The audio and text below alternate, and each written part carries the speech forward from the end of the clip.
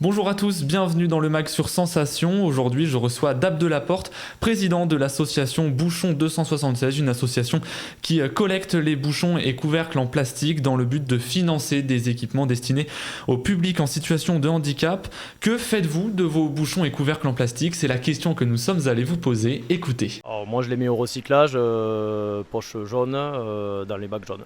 Oui, parce que ma mère elle fait tout le temps ça, donc on est un peu obligé de le faire. Donc ouais. Je les jette à la poubelle. Je fais du tri. Donc en fait, je les jette dans les poubelles plastiques. Alors moi, je suis pas très sérieuse. Je les jette avec les bouteilles. Vous, je sais pas trop. Genre, on m'a dit de les enlever des bouteilles. Après, je les mets dans un sac et c'est mes parents qui s'en occupent. Bien sûr. On a des poubelles un petit peu partout maintenant. Tu sais, t'as des poubelles jaunes, t'as des poubelles un petit peu partout ça. J'ai pas pris d'habitude particulière, malheureusement, pas encore. Alors on a entendu qu'aujourd'hui tout le monde n'a pas encore le réflexe de recycler ou de donner ces bouchons en plastique, mais savez-vous qu'il existe des associations qui les récupèrent pour différentes causes? Écoutez. Oui, je sais, il n'y en a pas vers chez moi, je pense. Donc il y en aurait, je leur filerai, mais il n'y en a pas vers chez moi. Non. Non. Oui, j'en ai entendu parler, mais ouais. Mais j'ai pas eu un accès facile pour les recycler, donc voilà. Ouais, mais j'avoue que j'en connais pas du tout. Je sais que, en fait, ce que j'avais vu, c'était l'amener directement dans des machines, dans des supermarchés.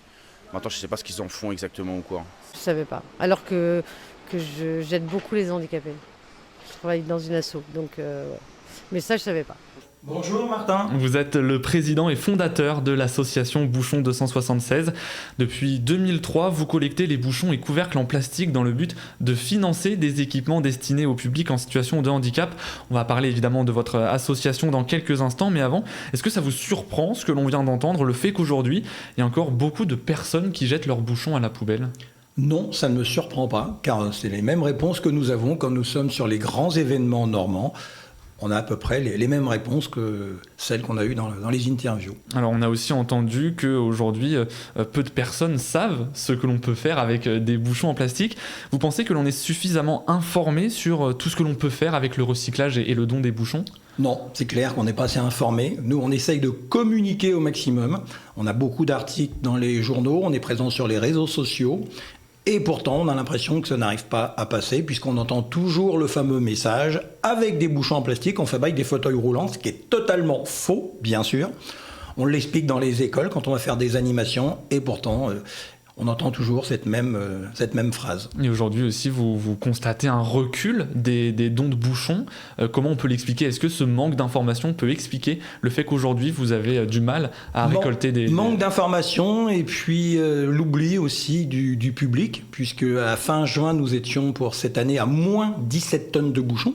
Donc moins 17 tonnes, je rappelle qu'une tonne de bouchons nous permet de récupérer 295 €. Donc 295 € multipliés par 17 tonnes, à la fin de l'année, forcément qu'on aura moins d'argent en caisse et on va aider moins de personnes en situation de handicap. Et je rappelle que nous aidons les personnes handicapées sur les 5 départements normands. Et justement, on va parler de l'association Bouchon 276 pour poser un peu le contexte. C'est une association normande reconnue d'intérêt général, une association qui a d'ailleurs fêté son 20e anniversaire en mai dernier. En quoi la collecte de bouchons en plastique permet de financer des équipements pour les personnes en situation de handicap? Est-ce que vous pouvez nous expliquer le circuit des bouchons à partir du moment où ils sont collectés? Tout à fait, donc c'est simple. Chaque particulier peut chez lui garder les couvercles et les bouchons en plastique, les mettre de côté et les déposer dans un de nos points de collecte. Le point de collecte ensuite nous les amène dans un de nos dépôts et quand nous estimons que nous avons à peu près 13 tonnes de bouchons, on fait venir notre transporteur partenaire qui nous emmène les bouchons chez Ecoplastique dans l'Oise. Les bouchons sont recyclés. Ces bouchons ils vont devenir de nouveaux produits en plastique, des palettes, des tubes, des gouttières, des pare-chocs en voiture. Bref, avec du plastique, on fait de nouveaux produits en plastique. Et ça, on peut le découvrir tout simplement sur notre page d'accueil. Il y a une vidéo de la visite de l'usine Ecoplastique. Et là, à ce moment-là, première action de recyclage, comme je viens de le dire. Deuxième action, notre recycleur va nous verser 295 € par tonne de bouchons et cela va permettre d'aider des personnes en situation de handicap sur la Normandie. C'est ça, parce que c'est grâce à l'argent récolté par le recyclage que vous financez des équipements pour le public en situation de handicap. Vous l'avez dit vous-même, on ne fabrique pas des fauteuils roulants avec des bouchons en plastique. Concrètement, que financez-vous avec l'argent issu du recyclage ? Alors, on finance des équipements particuliers, quel que soit le handicap. On est d'accord que quelqu'un qui est handicapé, qui a besoin d'aménager sa salle de bain, c'est des travaux particuliers. Un enfant autiste, par contre, il peut avoir besoin d'une tablette. Si c'est une personne sourde, elle peut avoir besoin d'un appareil auditif. Donc, c'est quel que soit le handicap, la personne nous dépose le dossier via le site internet bouchon276.com. La secrétaire étudie le dossier et 2 fois par an, on va verser des aides en fonction des sommes d'argent que nous aurons sur le compte, bien sûr. Et au total, on retrouve 550 points de collecte en Seine-Maritime, dans l'Eure, l'Orne et même le Calvados.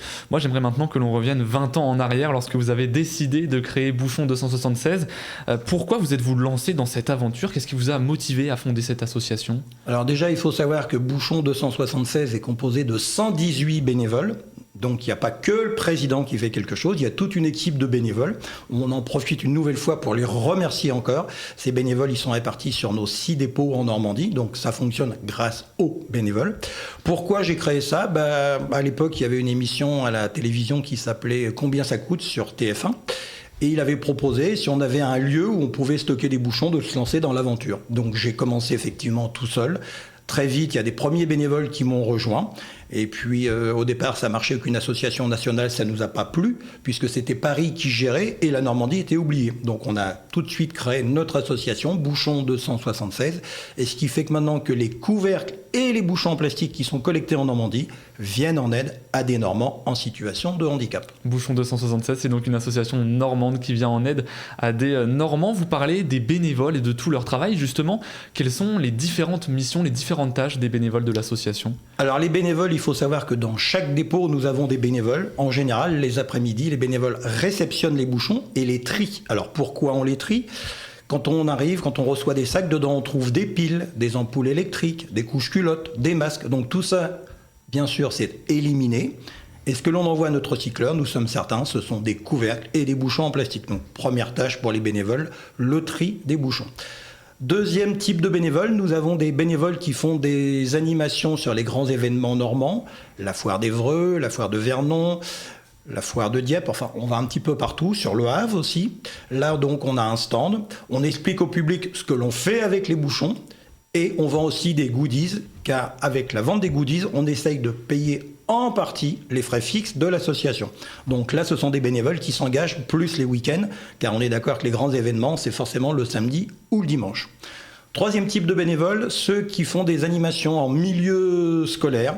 Donc là, c'est tout au long de l'année, du mois de septembre au mois de juin. On va rencontrer les écoles primaires, les collèges, et on fait même maintenant aussi les jeunes qui sont au service national universel.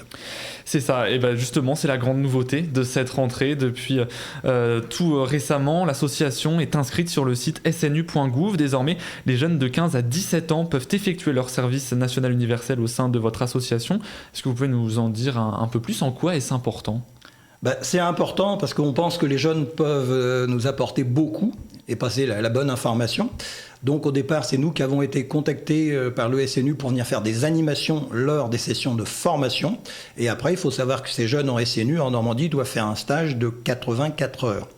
Donc on s'est inscrit sur le stage et les jeunes qui sont donc au SNU peuvent venir après faire un stage sur un de nos différents dépôts. On leur trouvera des missions qui collent forcément avec nos attentes. En 20 ans d'existence, vous avez récolté près de 850 000 euros au profit de 900 Normands et Normandes. En 2022, près de 70 000 euros ont été versés à 68 bénéficiaires en Normandie.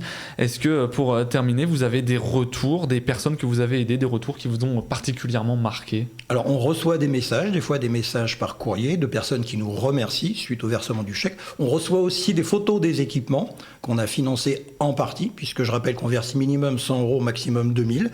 Et souvent, les bénéficiaires nous envoient des photos, et ces photos, on les publie sur les réseaux sociaux. Ça permet aux Normands qui collectent les couvercles et les bouchons en plastique de voir ce que l'on fait avec les bouchons et les couvercles en plastique, les aides que nous apportons dans les 5 départements normands. Et j'imagine que c'est une immense fierté de venir en aide à toutes ces personnes en situation de handicap. Bien sûr, c'est la conclusion, c'est ce qu'attendent les bénévoles, de voir à quoi ça sert de garder les couvercles et les bouchons en plastique. Merci beaucoup Dab de Laporte d'avoir accepté notre invitation sur Sensation.